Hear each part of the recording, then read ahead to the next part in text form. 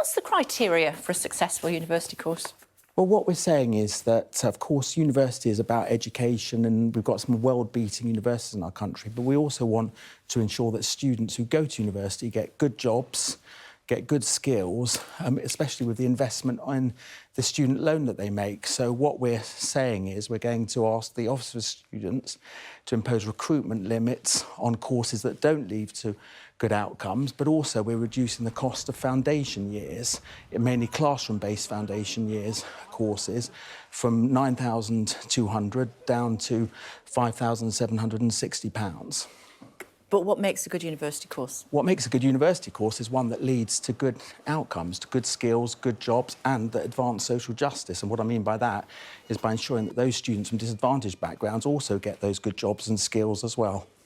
One of the things that's important is they get their degrees at the end of it, and a lot of them have not been doing that this year. Yeah, well, there is a problem, and it's wrong that even one student doesn't get a degree mark. This is because of the strikes that have gone on in some of our universities. We know that it's a minority of students. I've been working closely with the universities about this.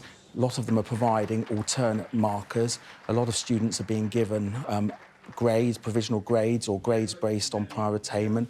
We've also tried to work with some of the employer associations like the teacher training bodies to ensure that students aren't affected so that they can go to carry on with their teacher training or whatever it may be. Whose fault is it? Well, I would hope that people wouldn't go on strike because at the end of the day it's the strikes that are causing these problems. I'm glad that the universities and the UCEA, which is the employer body, are now having talks to try and resolve these issues.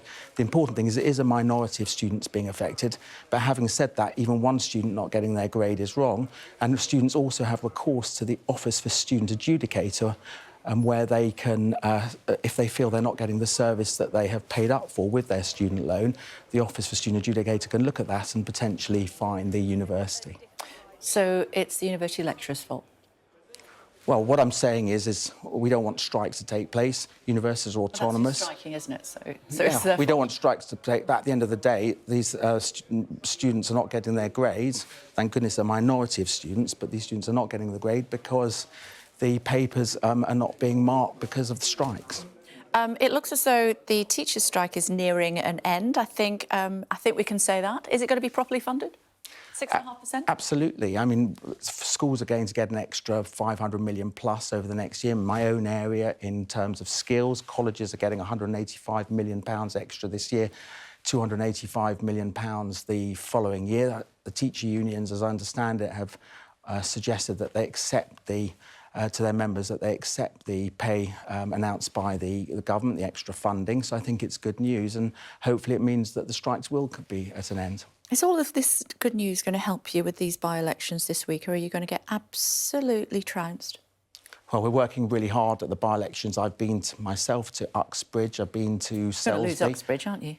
Well, actually, if you look at the ULEZ, for example, incredibly unpopular. It's affecting my own constituents in Harlow that are having to... Just to explain, it's the ultra-low emissions zone that the Mayor of London has put in place. A disastrous policy that's hitting working people, white van men and women, who are just trying to do their jobs, and that's incredibly unpopular in Uxbridge.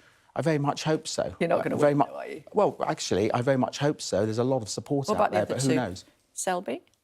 I've been to Selby. There's a lot of Conservative You've been everywhere, haven't you? Well... Have you been to Somerton and Frome as well? That's the only one I haven't been to. OK, there's still time. I've been to Bedfordshire, I've been to Uxbridge and I've been to Selby, and there's a lot of Conservative support out there. Of course, times are difficult, challenges with the cost of living, but nevertheless, you know, I'm hopeful. What sort of impact will it have on the party if you lose all three of them? Well, let's wait and see. I mean, I'd like to... Well, let's wait and see for the results before we do a post-mortem. We don't even know what's going to happen yet. You know, there's a lot of Conservative support out there. As I've mentioned, ULEZ is incredibly unpopular in places like Uxbridge. There's a lot of Conservative support. Conservatives are working incredibly hard. We've got some brilliant candidates in those seats, so let's just wait and see. Ben Wallace. Ben Wallace is Mr. Popular, isn't he? And he's going as well. He said, I've had enough too. Ben Wallace has been doing it for 4 years. In fact, he's a wonderful guy. In fact, I've worked with him on skills. Although most people know him for defence, he's actually very passionate about FE and skills, and every year he introduced me to the Lancashire group of colleges, and the MOD are one of the biggest employers of apprenticeships, of apprentices. So he's passionate about skills as well as defence. I really wish him well. He's done it for a long time. He said that he wants to take on a new phase in his life, but I think we should all be grateful for him because he's been a brilliant defence secretary. And He slipped up last week, though, didn't he, talking about, well, not Amazon, when he was talking about Ukraine. Upset he's a better, I think people like Ben because he's a straight-talking kind of guy, and whether you agree or disagree with him, I think people like it because they know where he stands. At the end of the day, he was one of the first people, along with the previous Prime Minister and the current, who led the world in terms of intervening to try and help Ukraine. So was he misinterpreted, do you think? I don't know, because I don't know what the context of what he was saying, but the fact is that, look at the record. You know, we've led the world in terms of our intervention to support Ukraine. I think that's what counts. What should we be doing as far as Myanmar is concerned? I'm sure you've had an opportunity, perhaps not to see in detail, but our Stuart Ramsay living in the jungle for a month in Myanmar. It's a forgotten war. They're saying they're fighting on the level of Ukraine, and yet nothing is being done to help them. There's no outside help coming. Well, you know, I'm sure the government is doing, the Foreign Office, Ministry of Defence, doing everything it can to support Myanmar. OK.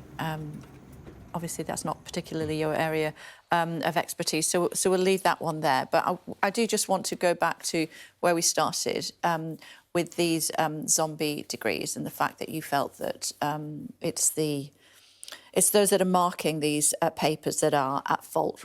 What should happen to these graduates this year? Where does that leave them? Well, first of all, this won't come in this year. It's going to take time to introduce over the next 2 to 3 years. There's already, like the OFS, look very closely at universities that have poor completion in their courses or poor outcomes. What we're trying to do, as I say, is to try and transform the outcomes for all our students. I think I'm meaning particularly the degrees that have not been handed out because of the lack of marking. Sorry, the marking. Well, as I said, thank goodness it's a minority of students, but what is happening with most universities is either they're getting alternate markers or they're ensuring that students are being awarded grades on prior attainment or being given provisional grades. And as I said, we're working with employer associations, as are the universities, to ensure that no students are worse off if they've, for example, teacher training. So the teacher training body will accept the provisional grades that are being offered. But, you know, the crucial thing is that the strikes have got to end. But this is a matter for the universities and the university union, the UCU, the union.